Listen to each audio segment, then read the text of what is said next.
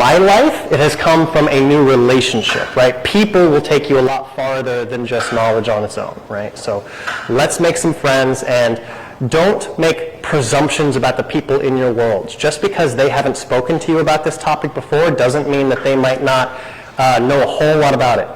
I mean, my goodness, the reason I'm even in this room is because I had dinner with a friend of mine who I knew through martial arts. So he was just a black belt to me, I was just a black belt to him. Come to find out, he already had a massive real estate portfolio that he never talked about. And that conversation led to an introduction that led to me working in the real estate world. So you just don't know, don't make assumptions. Okay. The grid deal triangle. If you're trying to partner with someone new, this is a great way to do it. Essentially, there's three things that you might bring to the table, right? So looking at this triangle, one way that you could bring value to a partnership is by providing the actual deal, right? You know someone who wants to sell, or you have the courage to dial the phone or knock on doors, right? If you're the one who's able to bring the opportunity, that has tremendous value. Another thing that you could choose is that you could be a service provider. That could be, you could be a realtor, a contractor, a property manager, get into title work. There's so many services and professional advice that needs to happen in order to actually facilitate the transaction. I know in particular, one of the things that's not on here that I really need to add is a transaction manager, right, a TC. They oftentimes become big-time investors of their own because when they're intimately involved in every step and stage of the transaction, they get to know all the big players. Like if you're doing 20 deal volume with this guy over here, pretty soon you learn what success looks like by watching their example. So you can get into this business simply by taking a day job. And then, of course, the money, right? Some people want this to be an entirely passive experience, but you want to know that your money is being well spent. So for you, it might make sense that you just be the money provider, and then you make friends with the right people who bring these other things. You could bring all of this, but you don't have to. You can go a lot farther, a lot faster if you have partnerships, right?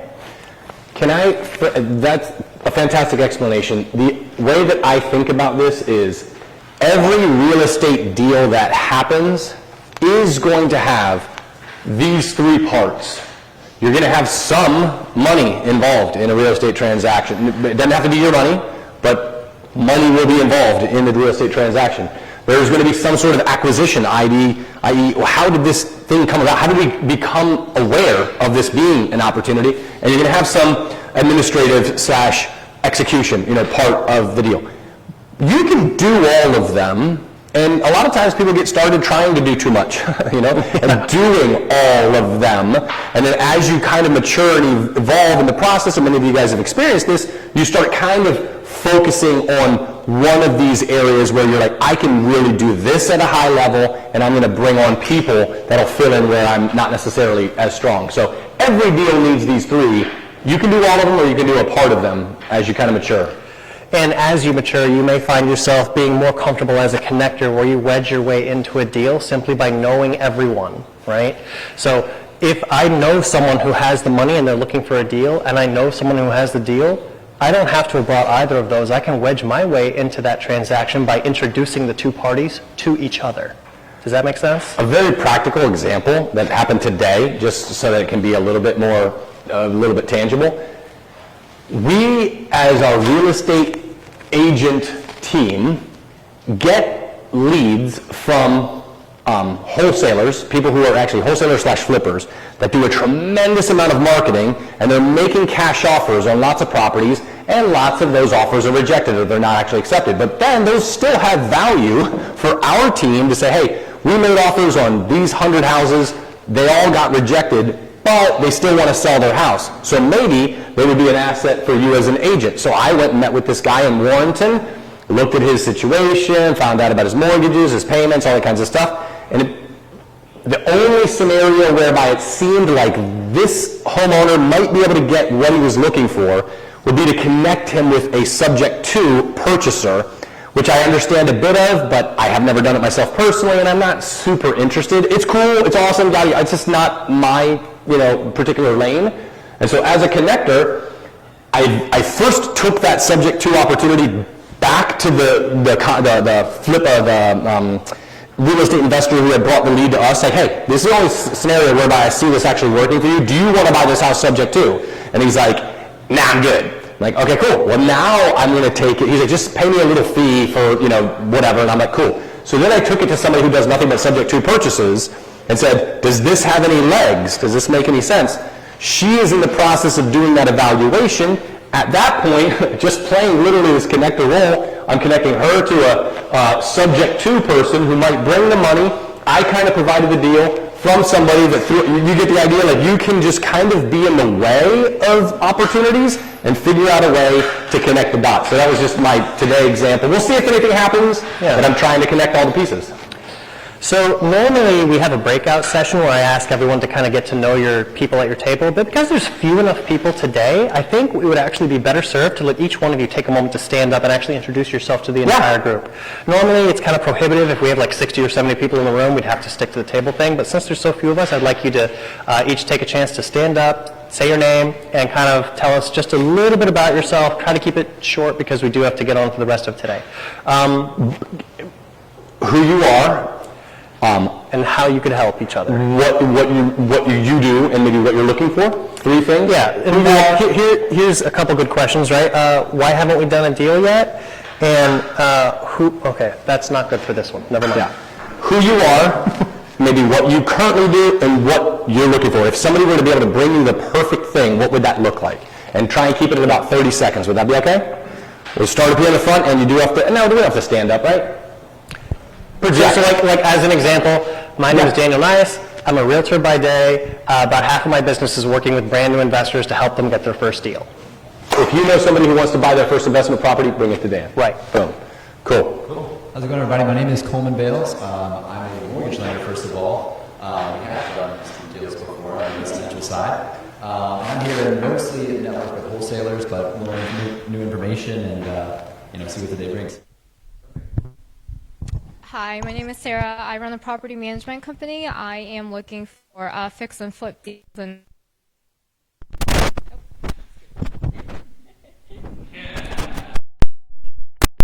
My name is Gino. I find deals, and I also provide solutions to simplify the process.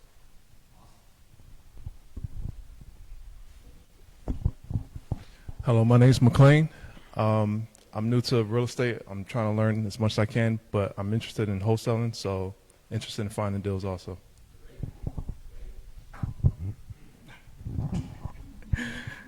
We are Tommy and Annalise Carino. We are buyers and investors. So we're looking to JV on deals.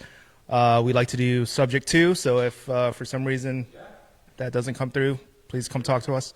Or also looking for creative finance deals as well. Ryan, finding deals as well, and also a bit of a connector where I can, so a little bit of both, so you guys come talk.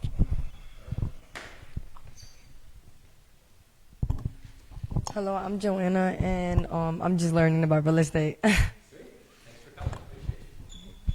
Hello, I'm Rebecca. By day, I do a lot of trust and estate planning, and what I'm trying to do right now is actually learn what folks in the real estate, the small business owners and entrepreneurs, real estate investors are looking for in a comprehensive estate plan. We're actually trying to build out a package that really works right now. We do a lot with, individual business, like doctors and accountants that have individual businesses, but we think there's a lot of room to combine that with folks who maybe have multiple properties. So looking to learn from you what you guys want.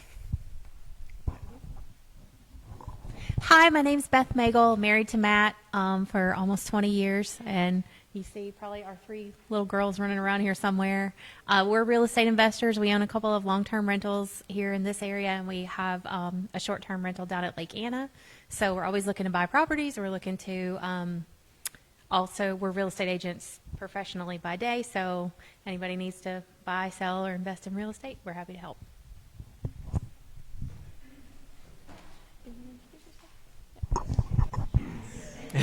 I'm Dave Nice. I'm his dad. I'm here mainly to heckle him. Although I did get started, bought my first house at 18. The owner, back in the Jimmy Carter days, he held the financing for me, helped me get started. Then I had a couple rentals from there, and he always heard that and kind of got him involved. So I'm here to kind of support him, and whatever I can learn, I can learn. So these fine folks that are about to share now as well are some of the guest speakers that you guys have come to hear as well. So we appreciate you guys coming out. Thank you. Guest speaker number 1 or number 2. Charlie Einsman, for you guys who don't know me, we have a 5-pronged business model. We actually graduated into the private lending space, but the reason why we graduated into the private lending space is one of our fortes was actually how to find distressed assets. So anywhere from finding distressed assets, we did over 400 fix and flips. We got about 50 houses in our rental portfolio. That moved us up to the hard money space, where now we're a hard money lender as well as doing everything else. We own a couple commercial properties, and one of the things that we also do because of Ed, I don't know if he's going to talk about it, is we're also what's called tax lien certificate investors as well. So we've got a 5-pronged business model, but we're here pretty much to talk to you guys about negotiation because that's pretty much what we do all of our lives. So. I'm a lawyer, so let's get that out of the way. More importantly, I'm Charlie's partner and sometimes enforcer, and hopefully we're going to talk about tonight negotiation from a couple different angles, and I'll probably start that whenever these guys like.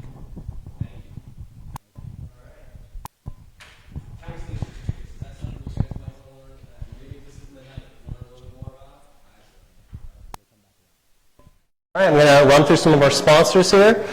You'll notice tonight as I go through these sponsors, they're going to each represent some different corners of that deal triangle. So first we have Mike Capello with Sell Simply, so if you need some deals, he's a good deal provider. We have Simply Funded. They do some hard money loans with Sheree Warwick. Oh no, Coleman. This is Coleman. Coleman, stand up and tell us about yourself again. Sponsor come up here. I don't know. It was working this morning. So, and this is supposed to be his company's logo. Here it is, Atlantic Coast Mortgage. And there's his information. Just make sure you connect with him tonight. He's done a great job. He's helped a lot of my investors with their deals. But just a second. Share a little bit more, maybe just a little bit about your background. If you can, I know thankfully, we've got probably just a little bit of time. Well done, Brady.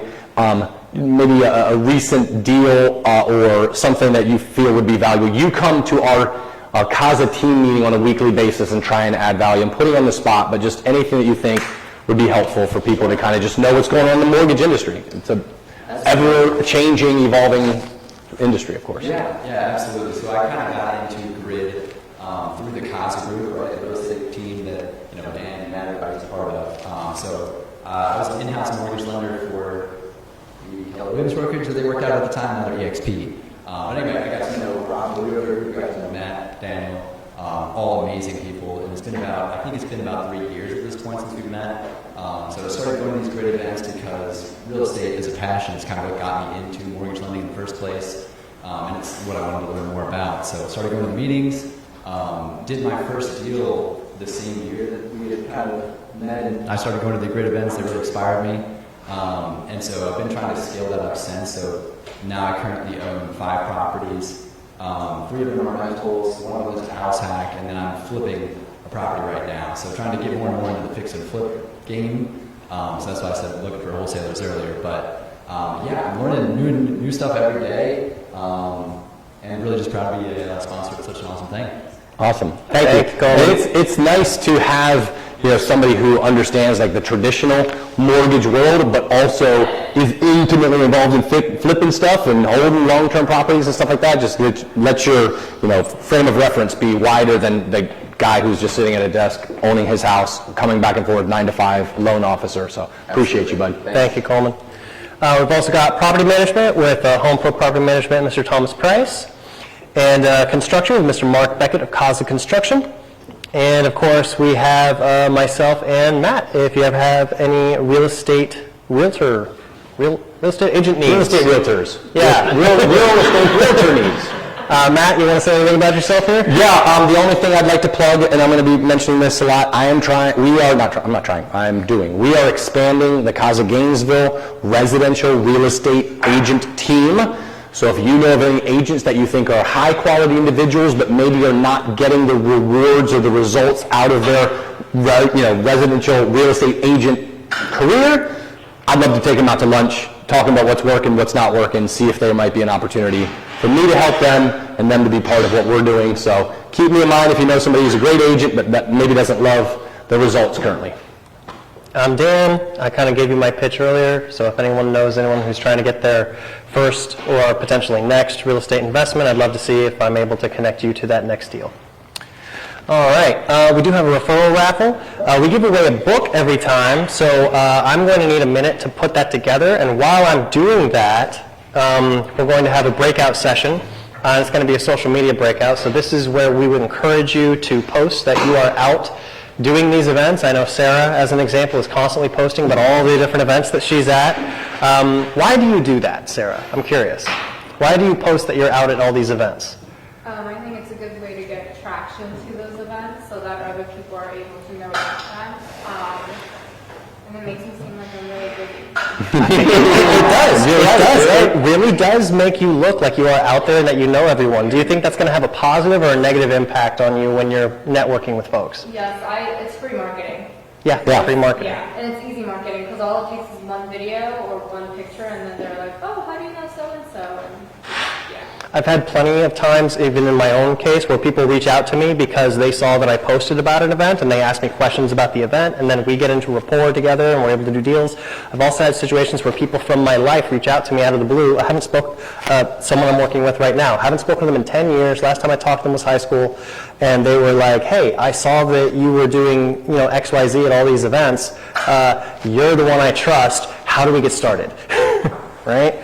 Haven't talked to them in 10 years, and they wanted to work with me because they saw that I was doing it. So what I said earlier about don't make presumptions, there are people in your world that would love to do business with you, they just don't know it yet, right? So while I'm getting the raffle set up, I would encourage you to either post on social media if you're not comfortable doing that, just network with the people at your tables and try to get to know someone, make a friend right now. You got about less than 5 minutes while it takes me to get this set up. Perfect.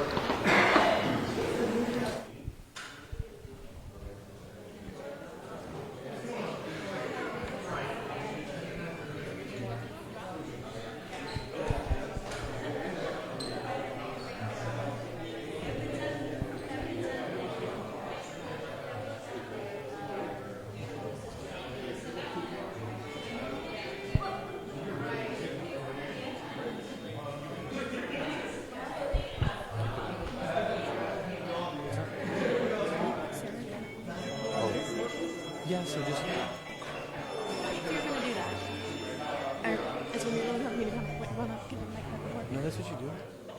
Just don't be like, hey. If I give the hand signal, so hey, if I recognize that she don't have a mic, I will kind of flag you. But if I'm not paying attention, there's no harm with going over and getting it. But I forgot. Yeah, so did I. So if I didn't miss it, I would have pointed it out. If you're calling us, I'll point it out. If I recognize you, thank you.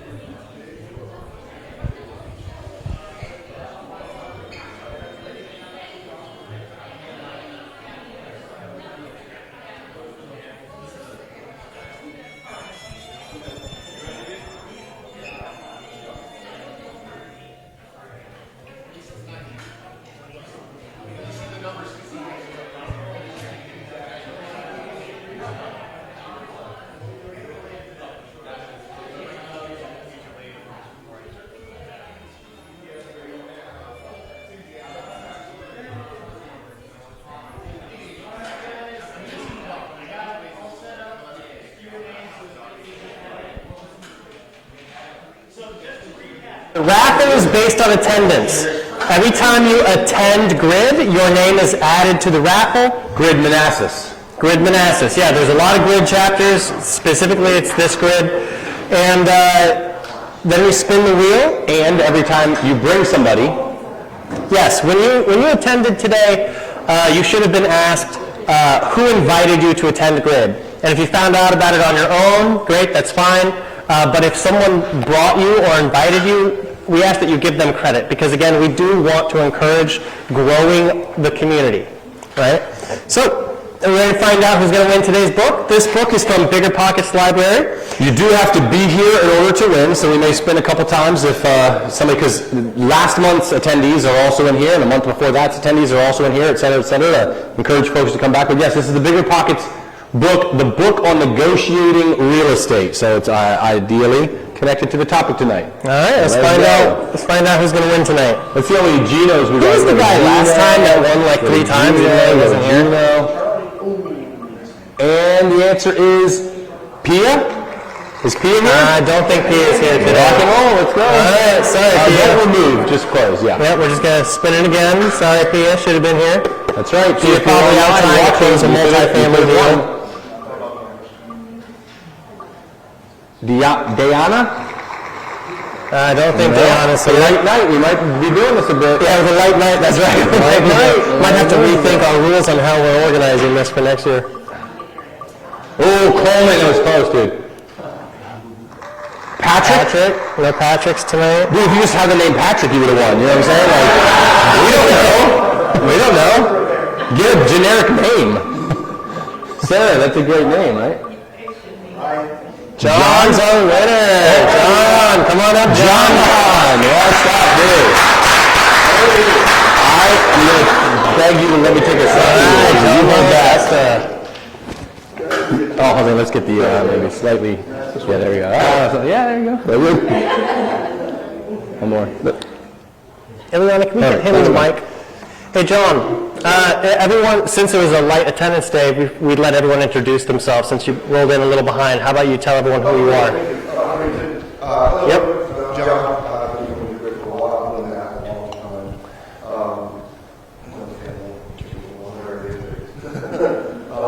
But no, I practice for coffee that totally apply and hold for the long term. Like I said, I've been coming to group for a long time. I've been seeing a lot of things, so I don't say I've seen it all, but I've seen a lot. Feel free to ask any questions anytime. So. And have you mind passing the mic here, Andre? Hey, good Same thing, Andre. everybody. My name is Andre Gutierrez. I'm a realtor with Keller Williams, and I'm also an investor, more on the buy and hold side. And I've been watching Grid and just never really came to networking meetings, so I wanted to just come by and expand my network. Well, thanks for coming out tonight. All right, so important legal stuff before we get into the main content. We are not lawyers. Well, she is, but she's not speaking. Yeah, two. That's true. He is speaking. So address all complaints. I'm kidding.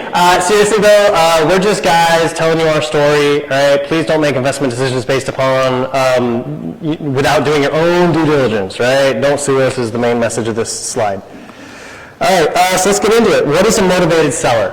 A seller who is compelled by circumstance or emotion, which is a big one, to sell a property for less than what the, quote, market would pay under normal circumstances. Okay, so essentially we're looking for some manner of distress, and there's a lot of different flavors of that, but that's the key, is we're trying to find someone who has a reason to sell without just throwing it on the market, okay? Now, for a seller to be motivated, there must be something going on in their lives to motivate them. And remember that we are a problem-solving business, so we want to identify the problem so that we can provide a solution. If you've ever followed Pace Morby or any of his material, he usually says, find the bunnies. And he tells this story about this old woman that he was trying to help, and the woman had a bunch of bunnies living in the backyard of the house. And everybody came and made better offers than he could, but she sold to him because he found a solution for the bunnies. Right? Everyone else was just talking about the house. He found a way to get the bunnies onto a farm, solve the problem that the seller cared about. Does that make sense? So always be finding out what problems can I solve in this situation. Now, the two biggest motivators are going to be circumstance and emotion. Let's go into more detail on these. I know, it's too bad we can't fix these like... I know. These It says circumstances and motive. Circumstance and nothing. Circumstances and nothing. I'm just kidding. All right, circumstance. So sellers may be motivated by the property's condition. It could be abandoned, it might need work, there could be some form of damage. It could be unsellable, where no one but an investor could or would buy it. Finances could be the issue, where maybe they can't afford to repair it to get it market ready. Maybe they've moved, they have 2 mortgages, and so they can't allow that pressure or pain to go on indefinitely. There could be a time frame or an external pressure, such as pre-foreclosure, or they need the cash now for some other reason. Or it could be convenience, simply an absentee landlord who's tired of getting the call at 2 a.m. about the toilet. Could be that they're out of state, and so it's very difficult for them to manage it, or there could be an inheritance or an estate issue. So there's all kinds of reasons why the seller may be motivated by various circumstances, and you need to know which circumstance you're going after so you understand what kind of scripts are going to be appropriate for that situation. You know, if you get really good at pre-foreclosure and then you call someone going through a divorce, you're going to be unprepared for that conversation because you don't have the correct details in mind for what is going through that seller's mind. Speaking of, let's go through emotion. Right? The owner may no longer love the house and could be emotionally detached. Again, it could have something to do with the condition. They have no time, money, or desire to make the repairs, and that becomes an emotional decision where we've had sellers before pay to get out of the situation. They just hate the house so much that after the deal was signed, they said, okay, now I hope you light it on fire, right? Like they just want out of that situation. There could be embarrassment, where they're not willing to list or show the property because they don't want other people in the community or in their family to find out about their hardships that they are going through. There could be emotional distress, such as a divorce or an estate property, something going through probate maybe. Or it could be a bad rental. There could be vacancies, bad tenants, poor cash flows. There are all kinds of things where the best laid plans have gone awry and now this person needs an escape hatch.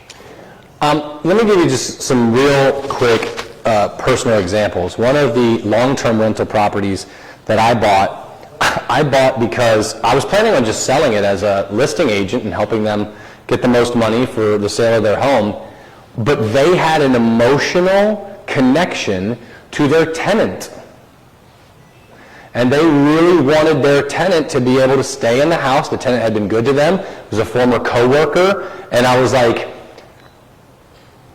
well, that's not an option. We're going to sell this thing. They got to get the heck out. You know, like I was initially that was my thought, and then upon having multiple conversations, by the way, they needed to sell it because they needed the money to buy a new construction property in Florida. They weren't in a tremendous amount of distress. They just said, "Man, I would really love for these tenants to be able to stay because I feel for them getting kind of kicked out of my house, and they've been good." And so after lots of conversations, I said, "Well, what if I buy it?" And he said, "God told me you were going to buy it." And I was like, he ain't told me nothing. Back out. And so, but then ultimately it kind of unfolded, and those tenants, we bought the property in what, babe, 2018, 17, 18, 19, somewhere around there. And they're still in that. They're fantastic tenants. I haven't replaced them once. And so, like, it's all sorts of different reasons that might come about where, you know, you're trying to figure out what's important to the people that you're talking to. I really like that reason because normally it's like, oh, I hate my tenants, that's why I'm selling this investment property. But in their case, they're like, I love my tenants. I won't sell unless it's to the right person I trust. Yeah. Right? Okay. So the seller needs to be motivated by circumstance to have the house sold, and the seller is motivated by emotion wants the house sold out of their... Okay, let me rephrase. I didn't say this right. The seller who is motivated by circumstance needs the house sold, whereas the seller motivated by emotion just wants the house out of their life. That was like the one that wants to like light it on fire after they sold it, right? So the phone rings, they pick up the phone, now what? Well, step one, you need to be friendly but authoritative. And then once you've adopted that correct, you know, you don't want to be stumbling over your words first thing, right? So be friendly and authoritative, but then you need to determine the motivation. So you're going to get some basic info and ask some open-ended questions like, how did you hear about us? Because sometimes it's inbound marketing, right? Is the house on the market? If so, have you had any offers? Why are they selling? Because you need to get to the root cause of what's going on in their life. Last time the kitchens and bathrooms were renovated, because you're going to want to get a sense of the condition of the property.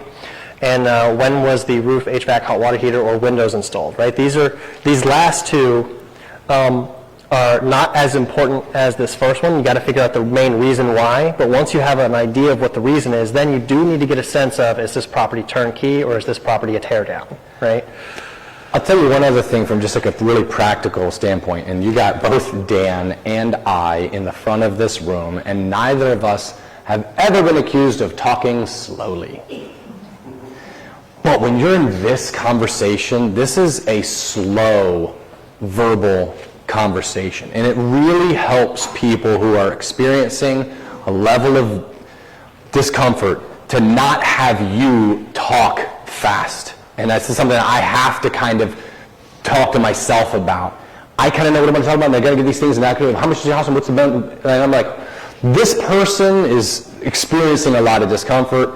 I've heard really great audio recordings from people that are in our world going through these, and it kind of blows my mind how much pace and pause they're going through with this. So it's a small little thing, but for people like me, I really have to practice slowing down, because these people you'll rush them right out of your life, because they're, it just, so anyway, something I've had to learn. Some other things that you would want to ask, what else needs to be fixed or made better to sell the house for the full market value? Is the mortgage current? If not, what is the status, and what's your lender's contact? Are there any liens or judgments that need to be paid? How much is owed on the house? Because we need to determine if and how we're going to help them with that. And obviously we want them to be the first one to put a number on what they would want if we were to help them out of this situation, right? Never split the difference. A really remarkable negotiating book written by a former FBI negotiator named Chris Voss. I would just encourage you guys to take a listen to that. It just helps you with some simple strategic ways of kind of in negotiations to create, it's not so much create a win-win, but it is create a sense that both parties are going to be happy at the conclusion of the transaction, not one feeling like the other got the better of them. So anyway, you'll review that. It's a really great book. So we find that most people have a number in mind, and it helps us to find the right solution when we know where you're coming from, right? It is important to get a sense of where they really are, right? Because if they're in a totally different universe from you, that's going to be important information for you to have. That way you know what tone to take in the conversation. All right, and then of course you do need to make the offer, right? Be friendly but authoritative. And once you have their motivation, you need to make the offer, right? You don't want to leave the consultation with at least telling them what your number would be, right? Sometimes people come really far down if you have enough confidence. I don't know if you've ever heard this, but a lot of the time people say whoever is more confident will win, right? Or whoever, I'm missing the phrase now, it's escaping me. Never mind. We got negotiation gurus that are going to fix all of the stuff we say wrong. So if you're at your computer, you should have a quick way to develop an offer. So if you're not already confident with your math, just pick a list of 50 homes and do it like math homework, like you would at school, right? Literally just practice math on so many properties that you get good at quickly doing it while you're on the phone. And while they're walking you through something, you're going to have that opportunity to run that quick math.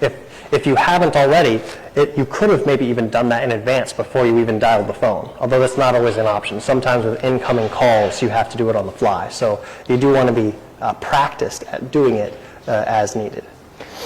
And you, with your slow pace of speech, a lot of times you're frantically on the computer, trying to kind of pull stuff up while you're talking really slow, and you're just like trying, so that when you get to that point, you've had 3 or 4 minutes to be like, okay, I've seen 8 algorithm-based property value tools. I've looked at 10 comps real quick to kind of do this 70% minus renovations is a super conservative, but it will kind of like never fail you way to calculate your numbers. You can go higher, you can go lower, whatever, but depends on the market. But yeah, if you're like working in the background while you're talking slowly on the phone, you maybe on YouTube, you can find tons of videos of people doing this in real time. It takes a little practice, but you can get really good at it. Yeah. And it's important to note that time kills deals, so that's why we're encouraging you, if there's a way to make that offer at that point of first contact, you should give them something that they could latch onto, because if you don't and you need to come back later, it's not gone automatically, but it could be. You might be dial number 12 out of 20 that they're making, right?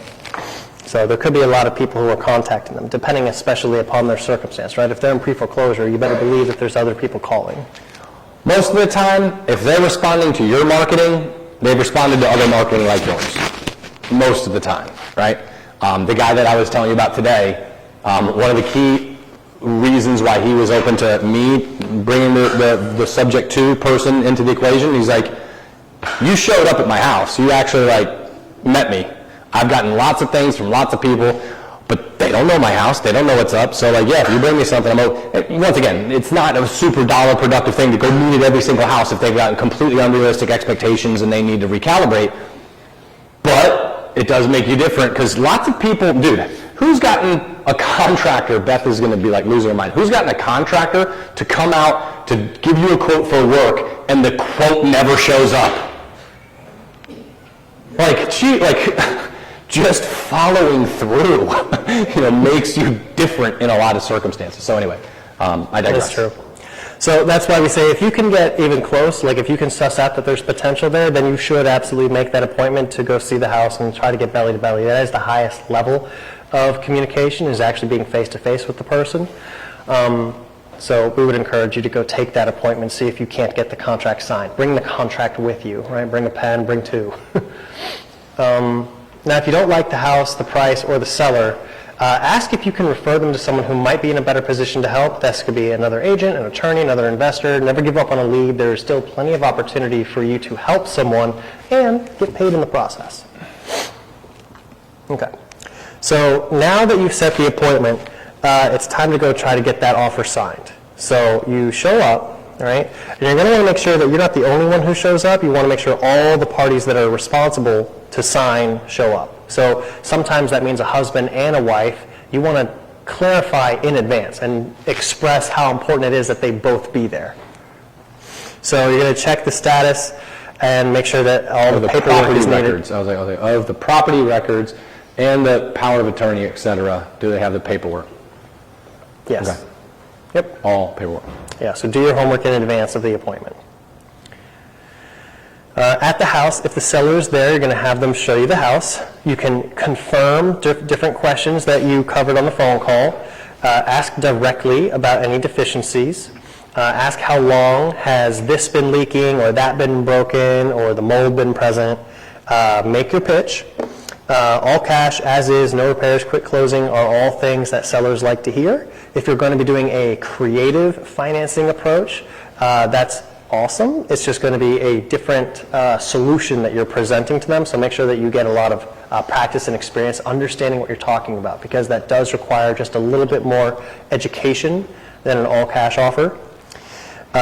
Get a contract, have it ready to sign, and then also get a lockbox. That way you can get your contractor to come back later. So have that lockbox with you in the car so you can get a key in order to kind of get in and out to get estimates and things done and confirmed by your contracting team. And explain that you may have your partner at closing. Because a lot of the complaints we get from people is like, well, I can't do this, Dan. I don't have fill in the blank. The money, the experience, whatever it is. This line can fix that, because now that you have a signed contract, now you have time to go bring in the experts that you're missing to help fill in those blanks for you. And as long as you've laid the groundwork that you have other partners that may be brought in on this, the seller is not going to freak out because you've already planted that seed. And oftentimes that is the key phrase for the wholesaler to say, hey, my partner might be here at closing. Because actually, you're not going to be the one that's buying it. You're going to be wholesaling that contract to somebody else who's ultimately going to be the one at closing to do it. But you got to set those expectations, or what the heck's going on here at closing. So yeah, or you just may literally have a partner on the deal, right? Yeah. Okay. Some seller psychology. A truly motivated seller will try to sell you the house, and you'll know it when you hear it, right? Everyone can tell the difference between a seller who's really trying to get rid of something versus someone who's not. And you can use a takeaway, right? You can say something to the effect of, well, this sounds like a really nice house. Why do you need help selling it? Another one that I've heard people use very frequently is they say, well, I can tell you right now, I'm probably not your buyer, right? Because of XYZ reason, you're probably going to get better from this or that reason. But let's go through your options and see if maybe I can't be of help, right? Because that takeaway sometimes can be very disarming and can make them try to sell you their house now, right? They'll begin to qualify to you why they are a good fit. It's an interesting point, though. How many people have talked to homeowners where, as a listing agent, it happens to me all the time, where they're like, oh my gosh, my house, we got the solar panels, we got this, we got that, basement, we finished the basement, we even did extra stuff. And it's like, wow, this guy's really motivated, right? People who aren't particularly interested in selling their house do not have their litany of amazing things. So that's a selling, what's the word I'm looking for? That's a selling sign. Like, hey, I really do want to move this thing.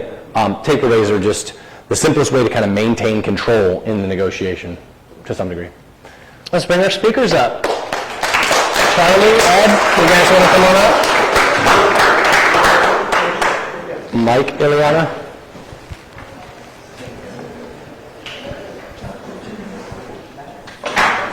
So whatever was affecting Coleman's page is clearly still affecting this page a little bit. All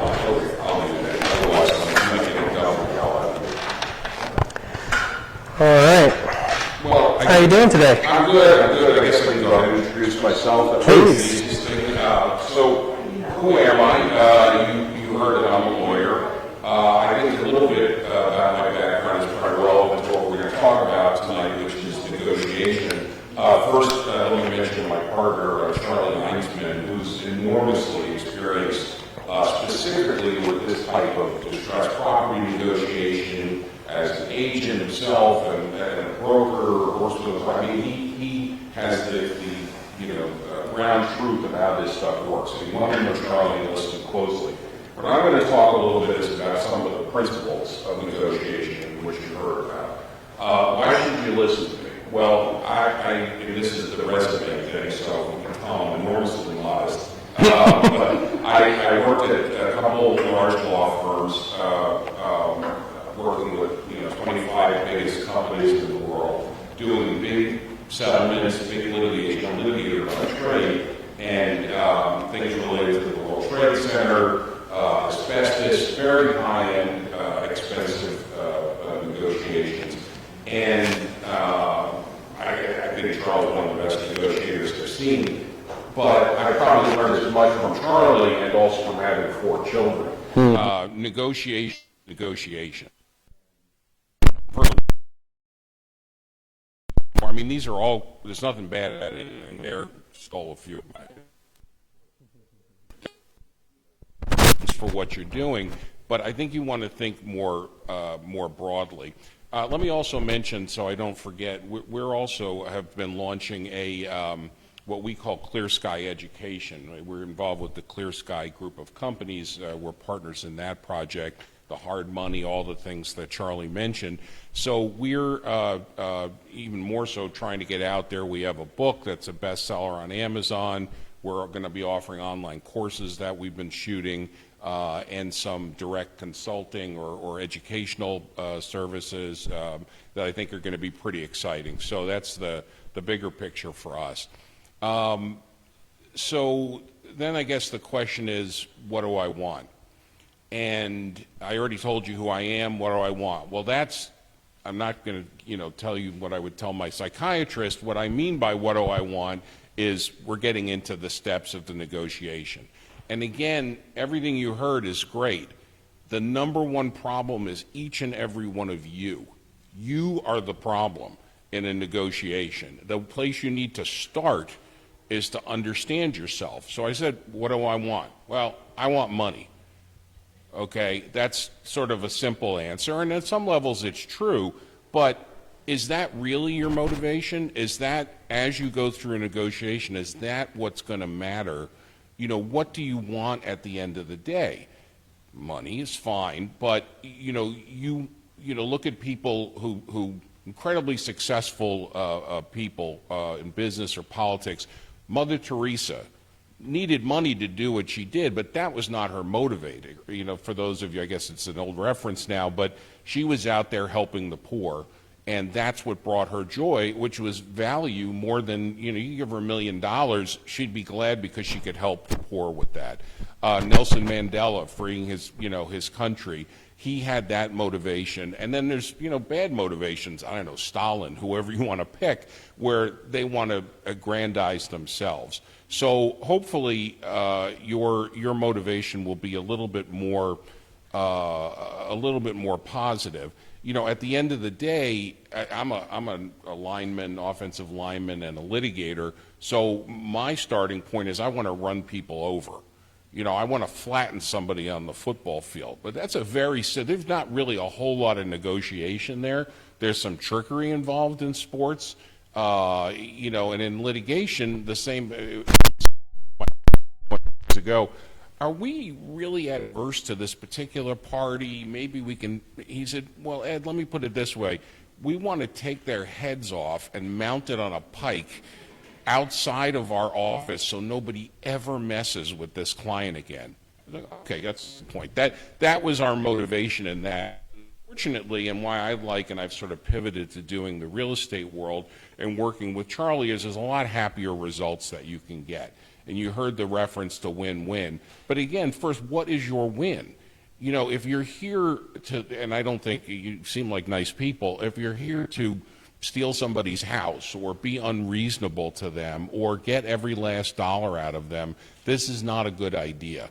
And what I've seen from working with Charlie and our partner Sam, there's so much money and things that you quote unquote give up to make about the result to save yourself time. You know, a good fair deal is going to save you effort along the way. Now, why is understanding the motivation with each of your motivation with each deal very important? Because you have to decide, what am I going to push? What do I really care about? And you heard some of it here, which certainly covers most properties. You want these things quickly and easily. You don't want a lot of problems. You may want the tenant to leave. You may want the homeowner to stay because that's what they want. And there will be things that you can give up. And particularly depending on the person you're negotiating with, people, you know, you heard some of the needs. I have money needs, I have a foreclosure coming, but we're all human beings. They have similar motivation. You know, they don't want to feel, and hopefully at the end of the day they feel you've taken advantage of them. Problems.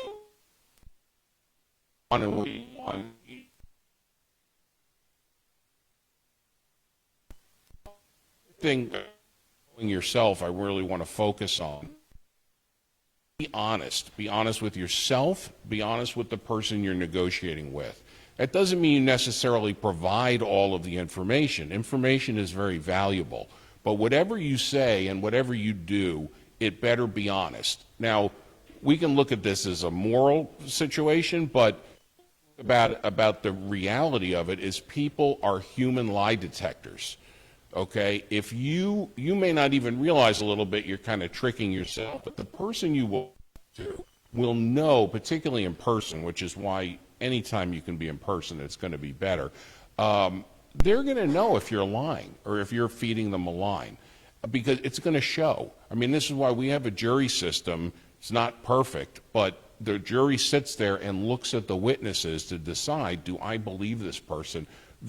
Much better than these, you know, these lie detector tests don't work, obviously. People will know. So be honest with yourself so that you can be honest with the person that you're negotiating with. Okay, I still haven't gotten to the person you're negotiating with. The other thing you need to know is, what does your team want? We talk a lot in our book and other places about having a team, and you may have certain goals, but your team may have other goals. I had a big case regarding the collapse of the World Trade Center, and I thought we shouldn't pay any. Well, we had already paid $5 million. This policyholder wanted $100 million because they were trying to take advantage, frankly, of the situation. And you know, we recommended the client basically, you know, pay us a couple million in legal fees. We'll win ultimately, and we did. But at a certain point, the client came to me and said, do you think they would take $40 million to settle? And I said, I don't know. These people are pretty bad, but there's a chance of it. But why would you possibly want to give them $40 million? And he said, because our company is looking to merge with another company, and we want these things off our books. They don't look good. 9/11's not good. And so what my team wanted, you know, I'm an attorney representing, in that case, for the negotiation. I needed to know what they wanted. And ultimately, it was sort of fortunate that the other side didn't want to settle for anything reasonable. We kind of started with some early negotiation. They just wanted cash. They were very simplistic. It was a white glove law firm on the other side in New York, and they did not do a good job of representing their client, who later went to jail. But that's another story. The client, not the lawyer. So, all right, now we're on to what do they want on the other side? Before we go ahead. Yeah. That was a lot of really good stuff. But like, do you guys have any questions about, just before he goes? Sure. Do you guys have any questions about that? Because you're going to have a hard time. What I heard, real quick, was you're going to have a hard time sitting in front of another human being trying to create a solution if you're not right on your side of the table and understanding who you are and why you're doing what you're doing. What are the values that you're bringing to the table? Because that's that stuff that's sniffed out. If it doesn't seem to kind of like line up. Any questions though? I thought it was amazing, Ed. Thank you. Any questions you guys might have about any of that? Perfect. Ed. You're welcome after as well to come up and talk. But ultimately, you're all involved, not me. So think about that. Talk to your counselor, your whatever. To your office for some reason, I'm taking the questions because nobody. And the great ones, by the way, about talking slowly, I had my partners would always yell at me when I dealt cases in the South. And we're in a very interesting place here because you get sort of the northern transplants and you get the real long-time Southern people, and your approach is going to have to vary. You don't want to talk as fast as I am for this purpose. And so when you're getting now into talking to the other person, you heard a little bit about slow down. I would say even more directly, please, slow up. God, shut up. Okay, just listen. And one of the best things in depositions I learned as a young attorney is to shut up after you've asked the question. And sit down. You can't be too aggressive here, but sit there. If you stare at somebody, and I don't recommend staring at this, but if you look at somebody and they said something, and you don't immediately say something else, they're going to keep talking. This is normal. We've all been at cocktail parties. We're here, we'll mingle or whatever, and you say to somebody, yeah, blah, blah, blah, and they kind of look at you. You feel like you need to fill that conversation, okay? So, you know, I've read transcripts of attorneys. They'll say, so Mr. So-and-so, when did you meet your wife originally? Well, I met her in December of 1982, and yeah, 20 years later, I murdered her. And then the attorney's like, okay, so when you first met her, where did you go on your first date? Like, what? I mean, it's almost that bad. I'm obviously exaggerating, thank goodness, but, and it's hard because when you're in a conversation, you have certain things that you want to accomplish. That's why you need to know your numbers.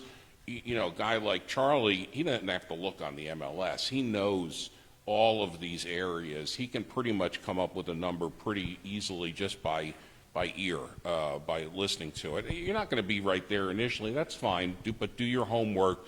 Pay attention to the marketplace, and particularly as we talk about in some other contexts, when you're doing driving for dollars, you know your neighborhood.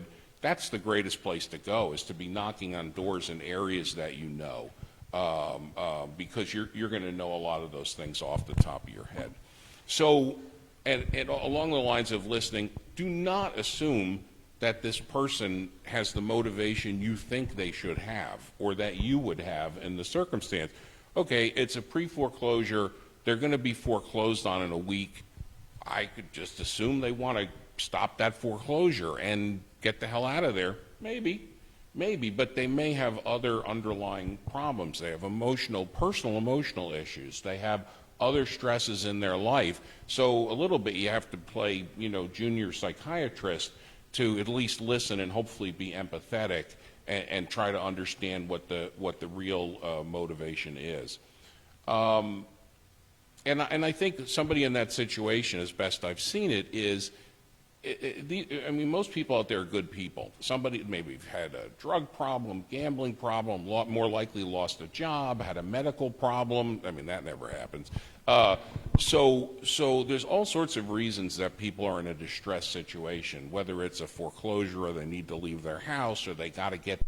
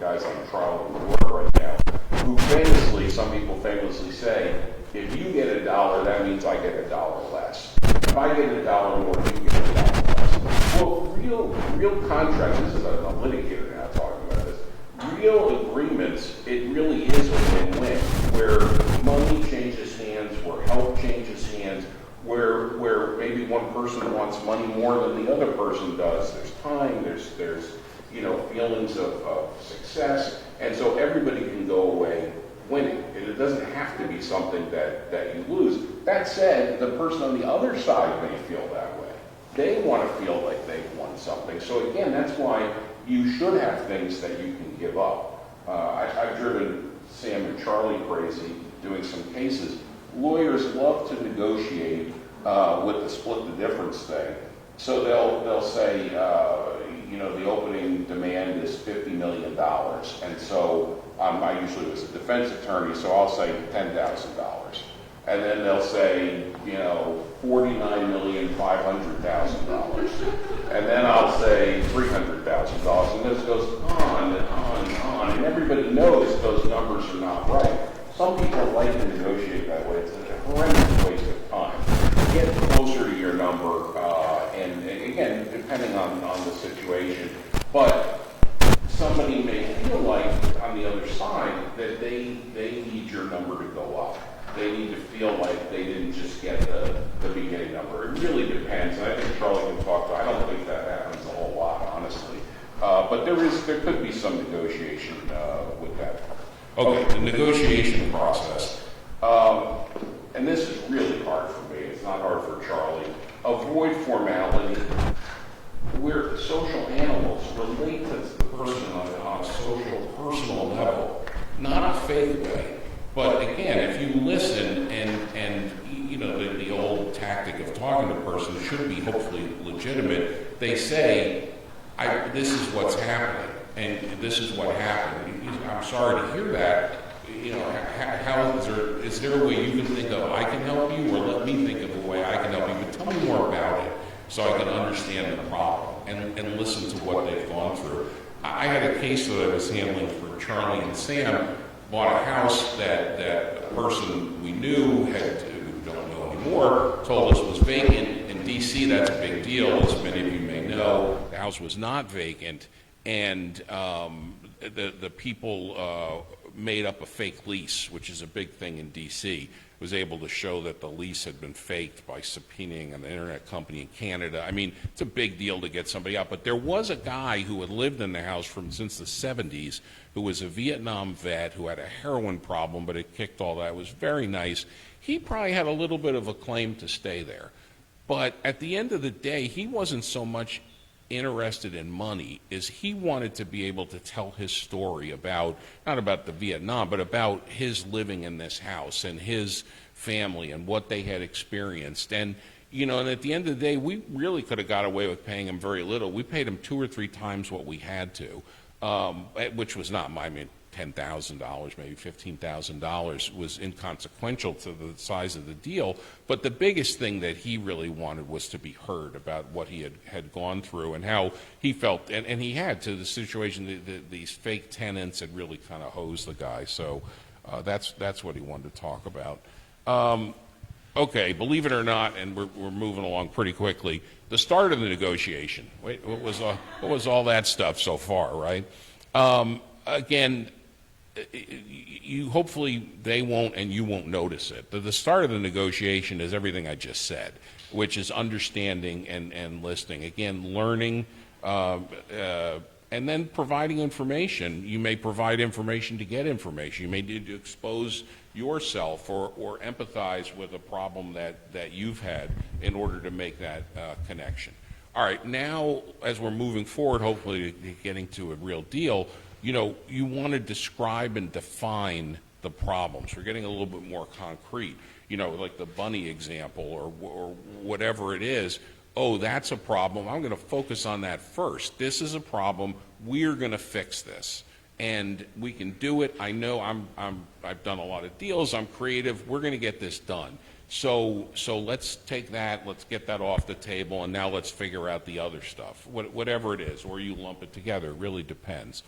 Again, you know, do you need to stroke the ego of somebody on the other side? Oh, and I meant to mention, for the love of God, please take your ego and remove it from the situation. This is not about, my only ego at this point is, I mean, I like to teach people and do things. My ego is winning and closing a deal or whatever it is.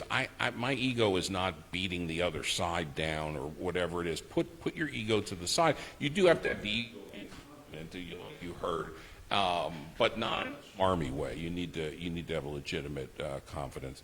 Closing, you heard a lot about.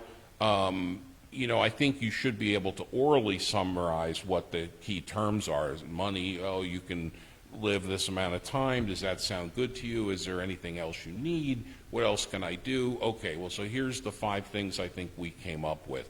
Now to go forward, so I can do those things for you, I've got a 1-page agreement that you have to sign. And these guys, Sam and Charlie, I mean, I've written hundreds of pages of contracts, of details. So usually it's a waste of time because generally if you want to have a fight, people are going to have a fight about a contract. But a nice simple page that has some bullet points, the reason being to set expectations. That's the best thing about a contract is if it sets expectations of what you're going to do and what they're going to do. And then post-negotiation, conclusion, you've signed this agreement. Hopefully you've set it up in such a way that the incentives remain in place. We've been talking a lot, and I love to use the word incentive and motivation. The incentives have to remain aligned. You want this deal to actually close without fighting or litigation, God forbid, or problems. So the deal should be structured in such a way that happy events keep happening towards the closing. You know, money may change hands a certain amount, but maybe there's a certain amount, and most of you probably know this, that you're going to reserve for when they actually leave. But within that whole structure, it's not just money. What is the happy event? And the happy event may be reducing their pain, stopping the foreclosure, whatever it is. So along the ways, keep doing that. And then finally, I'll say before handing it off to Charlie is rinse and repeat. One of the reasons to think through your motivation to be a good person on this is hopefully this is not one deal. You know, you come in and you hose somebody and you get every last dollar. eventually that gets around. First of all, it's corrosive to yourself, but conversely, if you do a good deal, people oftentimes know other people and say, hey, Charlie took good care of me. He did what he said he was going to do, and, that's the guy you should talk to. He'll fix your problem. So don't forget, this should hopefully be a long-term relationship. So I want to turn it over to Charlie to talk about what really matters is the real world. And we have a very recent deal that Charlie put up. I'd love you to come up and start talking about it, and then I can yell at you or heckle you as you go along.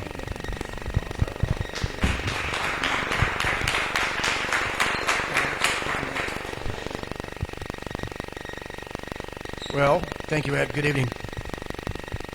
Who now wants to learn about distressed assets? And who wants to learn about deal making within distressed assets? We all do, right? But I can't begin until I kind of clarify some things about Ed. The one thing that Ed did not tell you about negotiation is that not only does Ed study religiously, but anytime he goes against the other side, he knows more than they know. The preparation is unbelievable. Knowing the person on the other side of the table is important. Knowing who the judges were in particular cases is very important. So one of the things that he left out was that he is very detail-oriented, and he has the information that he knows in the back of his head when he enters into that negotiation. He knows who your wife is. He knows who your kids are. He knows the judge. He knows the political affiliation with the judge. Okay? Now, the same thing goes with negotiating distressed assets, distressed properties. The same exact thing goes in, and that's the way we do it. So in the last 3 weeks, and I'm not talking from a hard money lending standpoint, I am talking about acquiring and buying distressed assets. We have bought 4 houses in the last 3 weeks. 2 of them were with a student. The other 2, I'm going to tell them a secret. One of them was a tax lien certificate in Washington, D.C. that we got quiet title on at a very good price. The second one was from a wholesaler that found us because we buy houses all cash on Craigslist, and every hour my assistant takes down the ad, puts up the same ad over and over 8 or 9 times. Wholesaler reached out to us. The third way that we got it was through one of my students. He got it on auction.com. And the fourth way, and what I'm going to talk about, is how one of my students got the house. Was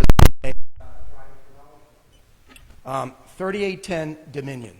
And I'm going to tell you the address because anytime any of you guys have ever heard me speak, I give you guys the address so you can go ahead and skip it once it gets on the MLS and what it's done. And so what happened is my student's wife was driving for dollars, found 2 vacant properties. One I'm on Dominion Drive, Prince William Estates in Dumfries. If you guys don't know, it's an older single-family development. And he goes to me, he goes, I found these 2 houses, and they were vacant. I don't know what to do. I said, okay, give me the address, and I'll go ahead and skip trace it. The house was vacant. It was a hoarder house. It was loaded from floor to ceiling with stuff, right? He wanted to know why it was vacant, what happened. And so I skip traced it. I found out that it was owned by 2 people, right? The first thing I do is I go to the tax record. It was owned by 2 people. Well, I did a little skip trace on it. The wife had died, right? And this is really important that you guys have to know in a second. I'll explain it. The wife had died. Then I went and looked at the other owner's name. He had died. Okay, so then I'm like, okay, well, did he die with a will or without a will? Very important, testate, intestate. Well, he died without a will, intestate. So then what happened is I went ahead and skip traced the guy that died, and luckily he had a very uncommon name, so it was very simple for me to do it. Skip traced him, found out that he of course died. But then when you, Miss Laura back here, you'll know, when you die intestate, the way it works is up, down, out. Up means parents, down means kids, out means brother, sister first, right? And then cousins and aunts and uncles. Well, in this case, he died. He was 80 years old.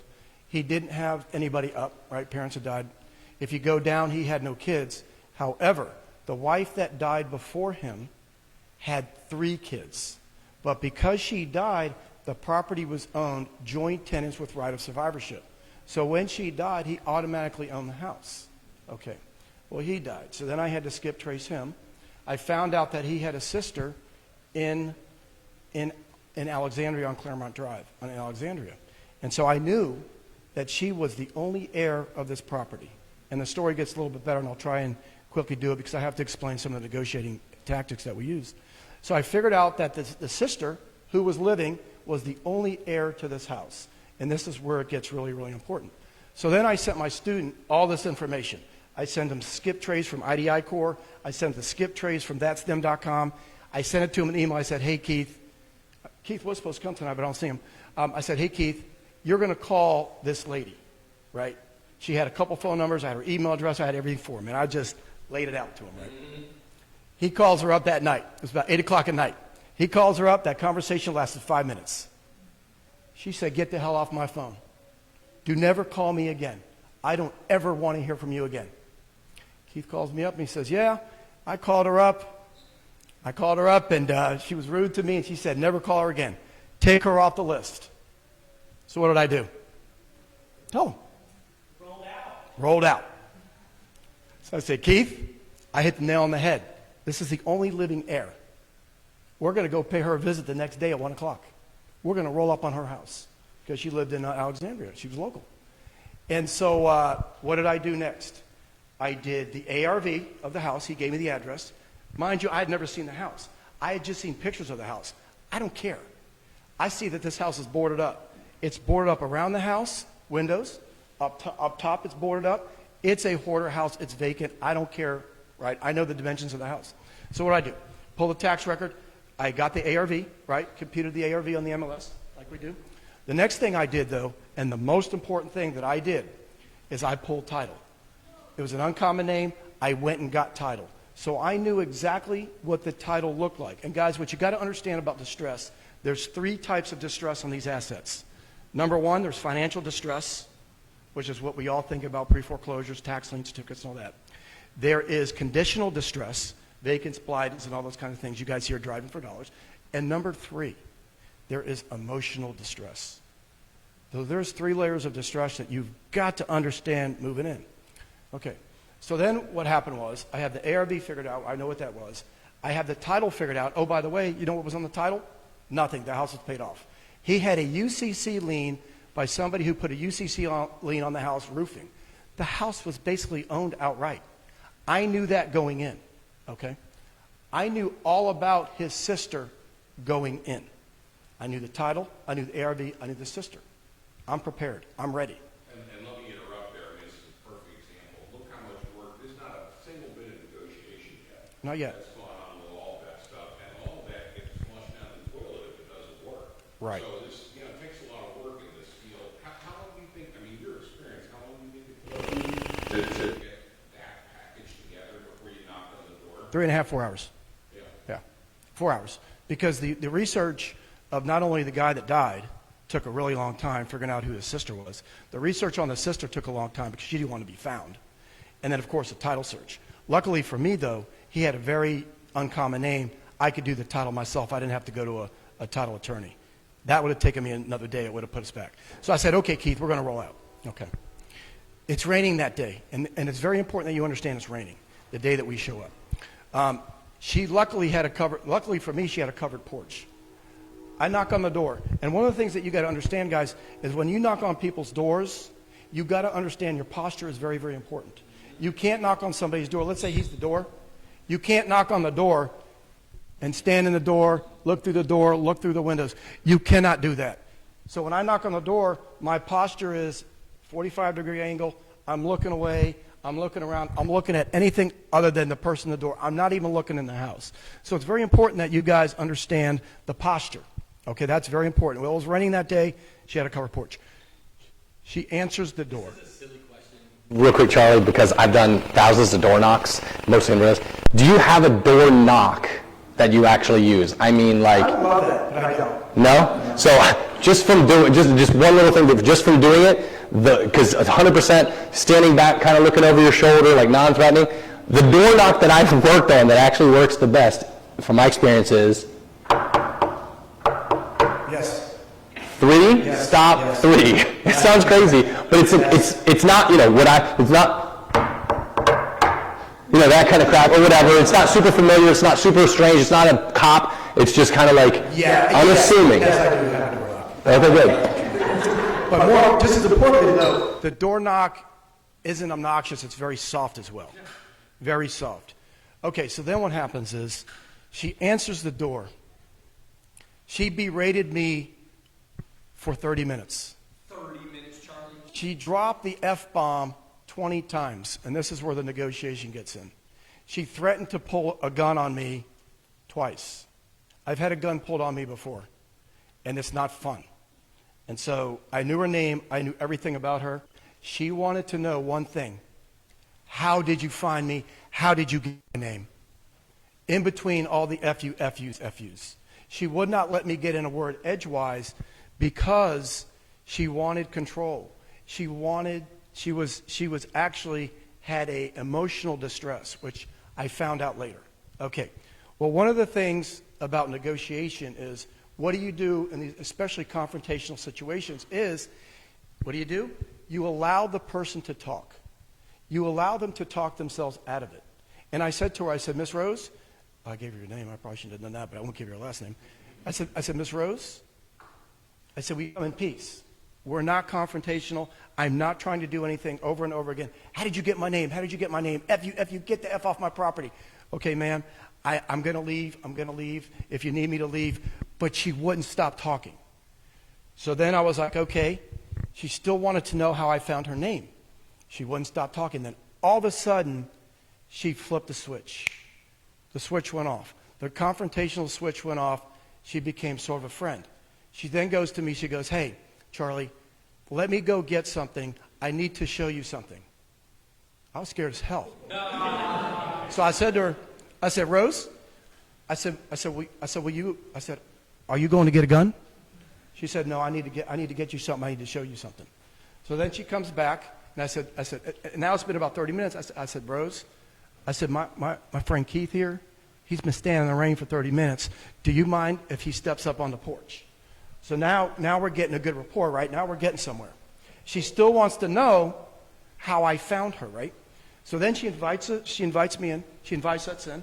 We sit at the kitchen table because when you're negotiating distress asset, guys, I don't care what anybody says. You'll probably can agree. You can agree.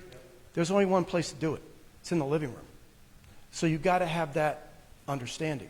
The next understanding that you also have to have is you have to have, there's a reason, the house isn't the only reason. It's not the only problem they have. They have a myriad of other problems which got them into this case, right? So in this case, it wasn't a financial distress. Well, at the time, it wasn't emotional distress, but obviously it was because who does this to somebody but keeps talking, right? But thirdly, though, it was a conditional distress, and that's how we got the house. Because the house didn't have a financial distress, it was paid off. And so we got into her kitchen. She laid it all out on the table. Why? She didn't want to be involved with the house. Do you know why she didn't want to be involved in the house? And the reason is because she didn't want her name associated with the house because her brother that died with a ton of medical bills. And she did not want her name associated because she didn't want to inherit those medical bills. She honestly didn't know about it. So I said to her, I said, look, I said, all we're trying to do is we just want to buy the house. We know you're the only living heir. And I explained to her exactly the process that I went through to find. Now, this lady has MS. She's got health issues. She doesn't know how long she's going to live. And she did everything for her dying brother to the day he died. And he lived in a hoarder home. And that house was littered with guns. He wasn't a very nice guy. He was making bullets. And so she was very emotionally distraught about his life and about her role in helping him, right? So then she goes to us, and you're not going to believe this. She goes, okay, I will sell you the house, but have you seen the house? Of course I haven't seen the house. I just seen pictures from the outside. She goes, that house is a teardown.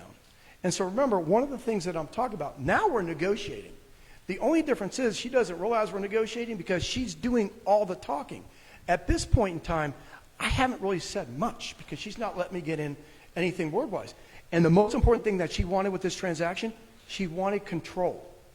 She wanted control over the transaction. So then I'm like, okay. So now, mind you, getting all this information from her. I'm not saying a word. Keith's sitting there. This is the first time he's ever shown up to a distressed seller. He thinks this always happens. Keith Honore, yeah. I'll tell you the buyer, Keith Honore. You can look him up. And Keith had never seen this, so he's not saying a word. And so then, and thank God she hasn't shown a gun. So then I let her talk the entire time. And then what I did is what I always do in all kinds of negotiations. Remember, though, I have all the information. I know everything about the house. So then what I always do, and this is very, very important too, is that I always try to get some commonality between me and who I'm talking to.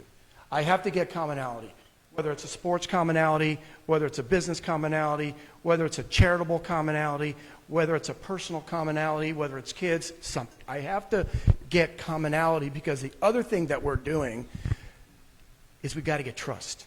I need her to trust me, right? That's the most important thing because in any kind of negotiation, what he didn't say is that he has to get the trust too. And we have to make a win-win deal here. We have to get trust. So then she was like, okay, you know about the house, right? I didn't really know anything about the interior of the house. I knew it was vacant. I knew it was a hoarder home. I knew the dimensions of the house. I knew it was going to cost full gut renovation $200,000. I knew the numbers. That's what I knew. But I didn't know anything about the house. So then she goes, well, that house is a tear down. You know it's a tear down, right? Well, I said, yeah, I guess it's a tear down. She goes, it's only worth the land that it sits on. That's all it's worth. I said, okay. I said, okay. The house is worth $625, fixed up. And I'm thinking to myself, well, I'm about ready to look at Keith, but I can't look at Keith because I'm like, Keith, the house is still standing there, right? Because I didn't want her to know that I ain't seen the house. I just saw pictures of the house, right? And so I was like, yeah, you're right. You know, it's got black mold in it. She told us all the stories about the house, how the toilet had been running for 2 years, and it has black mold all over the house. And she talks. I said, okay, all right, I just got to strip the house down to the studs, do a new floor plan, get rid of the black mold with a chemical, $200,000. So I know what the renovation is. No problem. So then I said to her, I said, okay, Miss Rose. And every time I talk to somebody, though, it's always a miss or a missus. You always got to be very polite and respectful because, like I said, there's more problems in the house. I said, okay, Miss Rose, I agree with you. Everything she says, I am agreeing. I am not trying to make it any more confrontational than it has to be because I have already been berated for 30 minutes with all the F-bombs, and I've never been, excuse my French, bitched out like this, ever. 450 houses we flipped, never like this. So then I was like, okay, what do you want to do with the money? Because at this point in time, she's anxious. I know her background. She's an anxious person. She has anxiety. She wants nothing to do with the money. She just wants it to be over. Wants it to be over. This is her nightmare she's living. I uncovered her nightmare. And that's why she was so mean to us. She had so much anxiety about her brother. I brought back so many memories, bad memories. So now we have emotional anxiety that I now have to be a psychologist, a psychiatrist at the same time. Brought her off the ledge. She didn't jump off the building, got her to calm down, and she's still spewing out information. So this appointment, which should have been maybe 30 minutes, ended up taking 3 hours because I had to hear all the stories. But again, that's part of the negotiation. That's part of the house. That's part of building the trust, right? So then she goes, I don't want to have anything to do with the money. I want to donate it because one of the cards that I use is a guy that I brought, son got killed as a suicide, and he's starting a scholarship fund in the name of his son. And plus, I run a couple charities, Catholics for Housing, which is low-income housing charity, and Clear Sky Sports Angels, which we give money to unprivileged youth to play sports. So I hit her at the charity angle with the money. She said, that's a great idea. I'm going to donate whatever money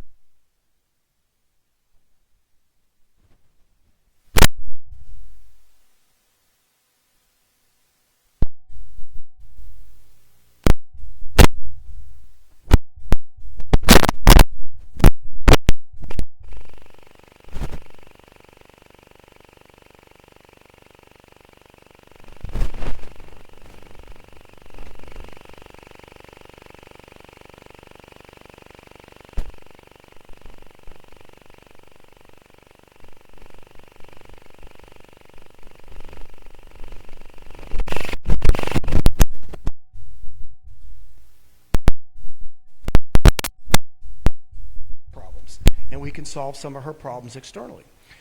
And so then we started talking about contractors that she'd used for her house. Her house was immaculate. It's beautiful. He had a back injury. He can't help her anymore. My contractor, Mauricio, literally lived around the street. I said, okay.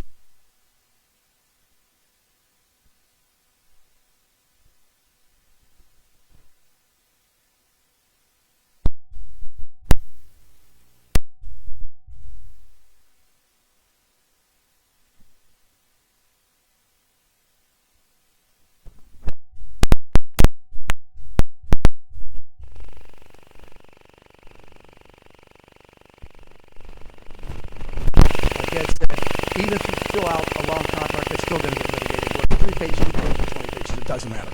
Okay, so what I did, I sent her the contract, and I wanted her to still have control over this transaction because she needed.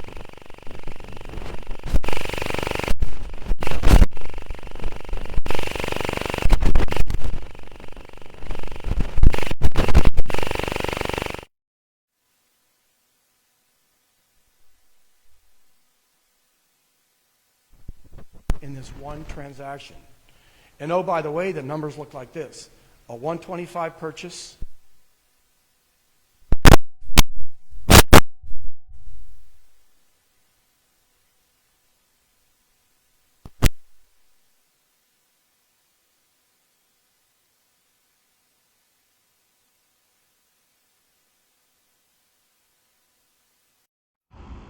but if it wasn't for the skid trace, if it wasn't for the emotional distress, if it wasn't for the physical distress of the house, if it wasn't for all these kinds of things, getting trust, right, getting trusted, having more information than that she really knew. Oh, and one of the common things that we did, last I'll talk about, one of the bridges of commonality that we did is she worked for a guy by the name of Peter Rosencrantz. He was an investor himself. He was a distress. He would put second trust on properties. He would buy credit card debt. He would buy medical debt. She worked for him for 30 years. She knew a lot more. And that was our commonality. We bridged the gap, and that's how we got to a nice trusted source. And let me tell you guys, not only did we buy the house, she's now my best friend. She calls me all the time. But that's how it is, right? Even though to you guys, the 125 that we paid for the house, you have to do wrong. It was also a win-win for her. And oh, by the way, the charity that she gave her money to was a rescue charity on Eisenhower Boulevard in Alexandria. And she was so excited that I was on vacation last week. She called me up and she said, it was 125, I think she had around 120,000. She goes, I dropped off this $120,000 check to this rescue. All three of us started crying. I didn't cry, the receiver that she gave the check to.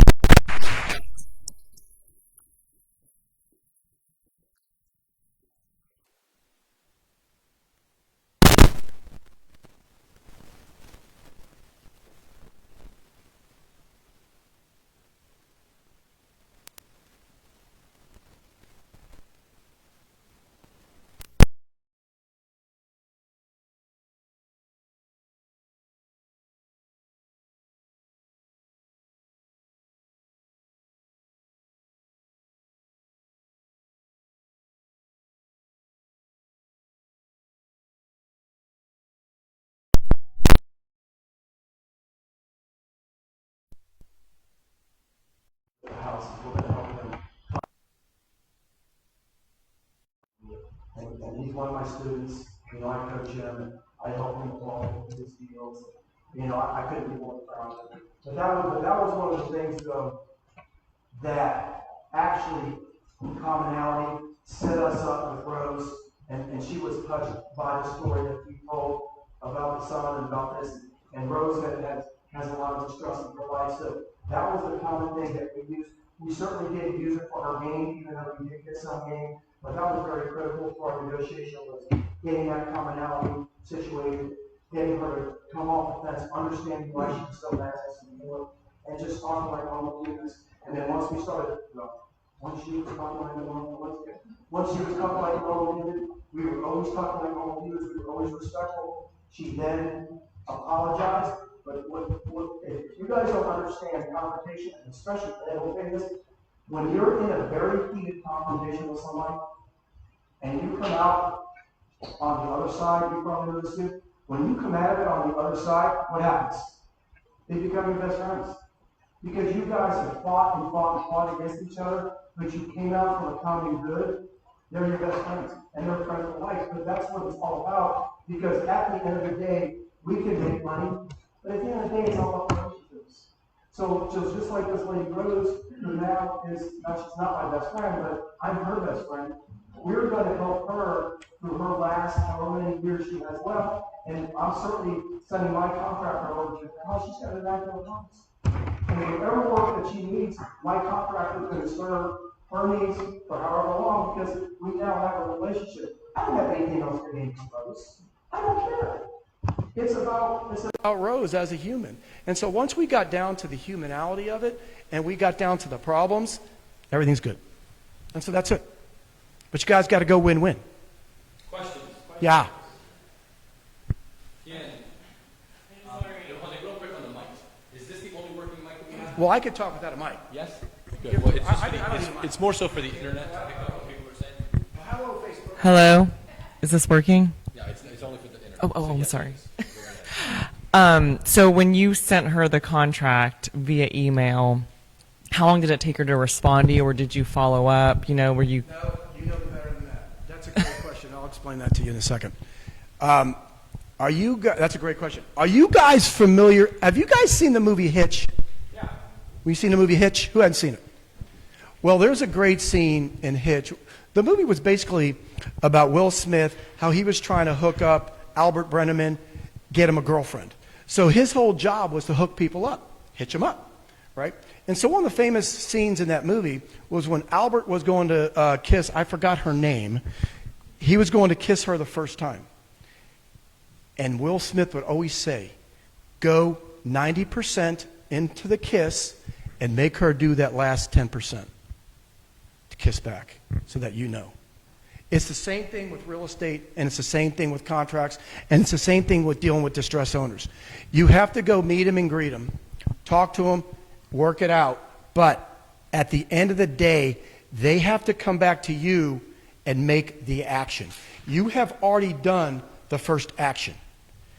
You've got to get them to act back.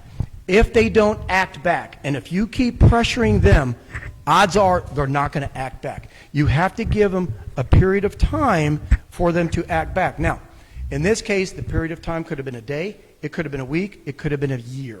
You can't worry about that. You have to let them act back so that you know that you have a deal. And you cannot be too pushy because you're going to scare them away. Good? Answer it, Tian? Yeah. Okay. I want to say something. Today I went to the courthouse and I looked at the probate records and I got that property on that list, but you already beat me to it, man. And I found Rose was the subscriber and everything. I didn't tell you. She the lives in Alexander. It's real. I didn't tell you the whole story. You beat me to it. You want more of the story? Okay. Yeah. Do we have time?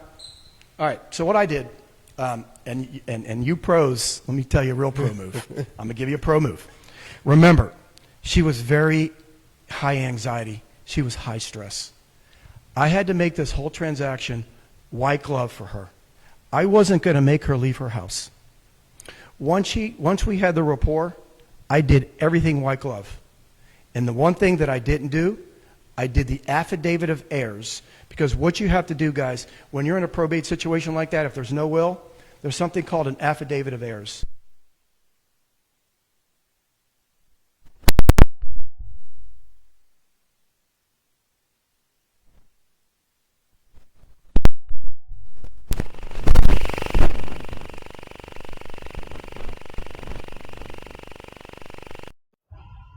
And I have her notarize it.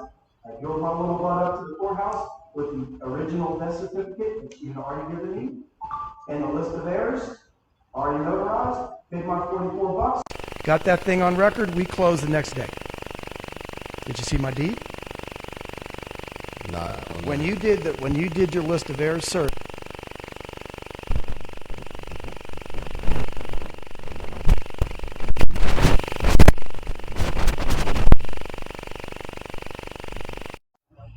the biggest problem that she had, she did not want to be associated with that house. So I had to explain to her that the estate owns the house, that you're just conveying the estate. You being the only heir for a brief second in time. And the only thing that's the list of heir filing, the affidavit of heirs, you're on the deed of that house. That's it. None of the debts that he was going to attach because it wasn't in the title. So even if there might have been judgments out there, there wasn't any judgments. There were no medical judgments out there. There was nothing to attach to the house. That's what it's prohibited. Let me just comment about the comment about the hourly and what Charlie was trying to compliment me about this, and Charlie's even more so, is the preparation that went into it. But don't forget all the preparation that went into all of these are just away. And I learned early on as an attorney that you can't deal with quote unquote wasting your time, forget it. Now, lawyers was good. I got paid hourly, so I wanted to win. It came up at 7 the day before trial, all that stuff, and so what? And so, you know, I Charlie probably can't count the number of times he's done that for himself, for me, for Sam, for other people, and all of those hours go into that profit, and that's some reason why you need a significant profit in terms of just making enough money to get by. But, you know, you can't think like I need to put in as little work as possible. I need to put in as much work as possible because Charlie was able to give her what she needed because he already kind of knew a little bit of it. And also remember the negotiation, Charlie started off by giving her what she needed, which was yelling at him for 3 hours. That was one of the main things she needed. Oh, she certainly needed that. I mean, like I said, like, it really went on for 30 minutes, and that's exactly what she needed. I didn't realize at the time that we were going to make a deal on the house. I would have thought she was going to turn her back to me and go get the money. So that's my fault. Let's give both of our speakers a big hand.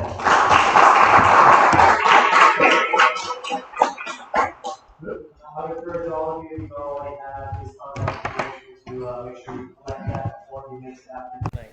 It's also on the screen.